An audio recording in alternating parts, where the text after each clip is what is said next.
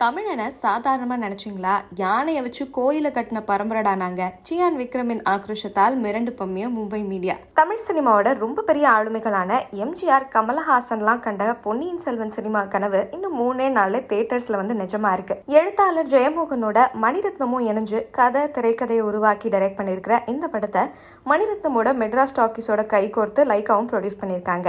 இந்தியாவோட பல மொழிகளில் டப் செய்யப்பட்டு வெளியாக இருக்கிற இந்த படத்தை கேரளா, கர்நாடகா, ஆந்திரா, மகாராஷ்டிரான்னு நேரடியாக விசிட் பண்ணி ப்ரொமோட் பண்ணிட்டு இருக்காங்க அந்த படத்தோட க்ரூ. மற்ற மாநிலங்களுக்கு போக அதிக ஆர்வம் காட்டாத சியான் விக்ரம் கிட்ட மும்பை பிரஸ் மீட்க்கு கண்டிப்பாக வர சொல்லியிருக்காரு மணிரத்னம். அதுக்கான காரணம் ராவணன் படம் தான். ஏன்னா ராவணன் படம் மூலமா பாலிவுட்ல ஏற்கனவே அறிமுகமாயிருக்காரு விக்ரம். அதனால படத்துக்கு ரீச் ஈஸியா இருக்கணும்னால மணி ஒரு கால்குலேஷன் போட்டிருக்காரு. ஸோ மணிரத்னத்தோட கால்குலேஷன் எப்படி இருக்க, அங்கே நிகழ்ந்தது வேற லெவல் அதிர்ச்சி தான். அதாவது பாலிவுட் ஆக்டர்ஸ், ப்ரொடியூசர்ஸ், டைரக்டர்ஸ்க்கு தென்னிந்திய சினிமா மேலே எப்பவுமே ஒரு வித ஏளன பார்வை இருக்கும். அது மீடியா மத்தியிலும் இருக்கிறது ஆச்சரியம் கிடையாது. அந்த வகையில் எதிர்காலம் அதோட தொழில்நுட்ப வளர்ச்சி பற்றி தற்காலிக சினிமாக்கள் பேசிக்கிட்டு இருக்கப்போ வரலாற்று கதையை படமாக்க வேண்டிய அவசியம் என்னன்னு வட இந்திய மீடியா புள்ளிகள் சிலர் கேட்டாங்க. இதுக்கு மற்ற நடிகர்கள்லாம் பதில் சொல்லலாமா வேணாமான்னு ஒரு மாதிரி யோசிச்சு மைக்க தயார் பண்ணிட்டு இருக்கப்போ தட்டுன்னு பேச்ச ஸ்டார்ட் பண்ணாரு சியான் விக்ரம். பல பிரமிட்ஸை இப்பவும் பாக்குறோம், இதை எப்படி கட்டியிருப்பாங்கன்னு ஆச்சரியப்படுறோம். ஆனா உலகத்திலேயே உயரமான கோவில் தஞ்சாவூர் கோயில், அது தமிழ்நாட்டில் தான் இருக்கு. நாமெல்லாம் எகிப்தோட பிரமிடை பத்தி பேசுறோம், அது எப்படி கட்டியிருப்பாங்கன்னு வியப்போட யோசிக்கிறோம். ஆனா அதெல்லாம் விட ஆச்சரியப்பட வைக்க வேண்டிய கோபுரம் தான் தஞ்சை பெரிய கோயில் கோபுரம். இதை கட்டினவர் ராஜராஜ சோழன். உலகத்திலேயே உயரமான இந்த கோவிலோட கோபுர உச்சியில 80 டன் எடையுள்ள ஒரு கல் இருக்கு. மெஷின்ஸே இல்லாத காலத்துல மனுஷங்க, காளைகள் அண்ட் யானைகள் மூலமா 6 கிலோமீட்டருக்கு அதை மேல தூக்கி நிறுத்தி கட்டியிருக்காங்க. 6 பூகம்பங்களை தாங்கியிருக்கு அந்த கோவில். உலக அதிசயம் ஒண்ணு நம்ம இந்தியாவில், அதுலயும் தமிழ்நாட்டில் இருக்கிறப்போ நம்ம வெளிநாட்டில் இருக்க பிரமிட், சுவரை பத்தியும் சாயும் பைசா கோபுரம் பத்தியும் பேசிட்டு இருக்கோம். அதுக்கு முன்னாடி நின்று செல்ஃபி எடுக்கிறோம். இந்தியனோட பெருமையை, தமிழனோட பெருமையை இந்தியனுக்கே தெரியாம இருக்கு. அதை தான் இந்த படம் சொல்ல போகுது.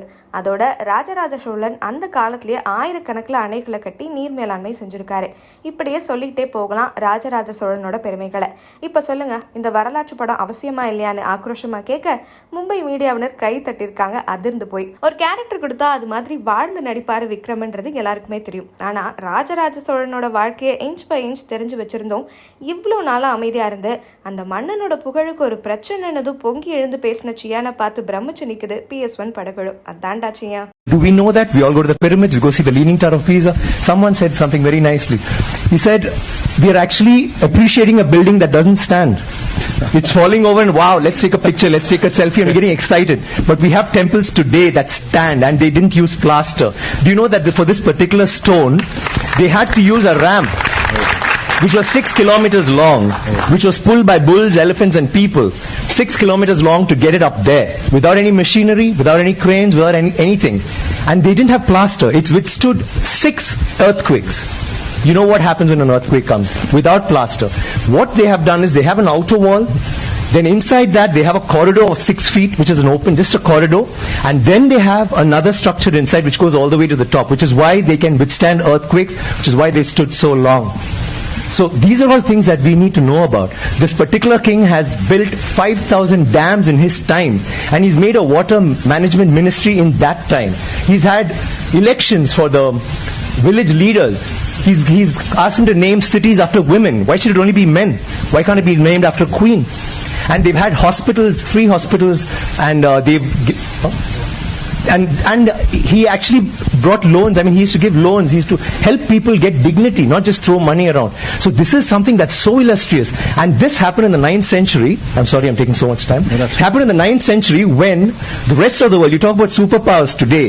The 9th century, all this happened when we had the biggest maritime naval thing in the world. And it went all the way to Bali, all the way to Malaysia, and went till we sent emissaries to China. And you know what was the superpower doing then?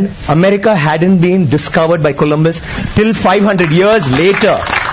So think about our culture, think about how advanced we were. We need to be proud of this.